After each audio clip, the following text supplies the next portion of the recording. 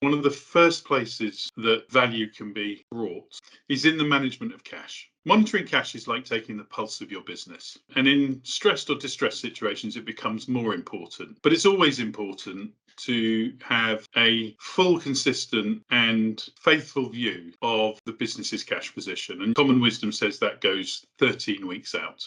And it's right. What we find very, very often is that in order to get a good cash flow forecast the business can use to make some decisions, very often that's being manually created and taking many, many hours of effort, usually from quite a senior finance resource to produce. So the first thing we often do is just take that off their hands. And in doing so, we can immediately alleviate some of the time pressure on valuable resource.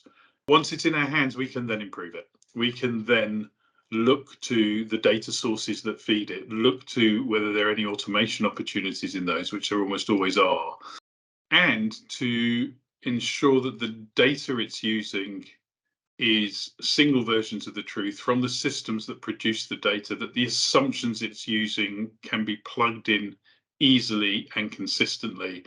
One of the things we find often is that the data from across the business isn't always available or used in the cash flow. And I use as an example a weighted pipeline from a CRM system, for example, where some consistent and trusted assumptions can be made about the likelihood of winning future business and therefore forecasting future revenue can be made with a greater level of certainty. So it's not just producing a cash flow forecast. Cash management support is about looking at the processes that turn operational activity into cash, to unlock pockets of cash that might otherwise be further down the line, to unlock some cost management opportunities, and providing some experience and some support in pulling the levers of cost and the levers of cash incomes in the 13-week window, in the relatively short, or let's call it even immediate term, because you're reviewing it week on week, to ensure that you ride through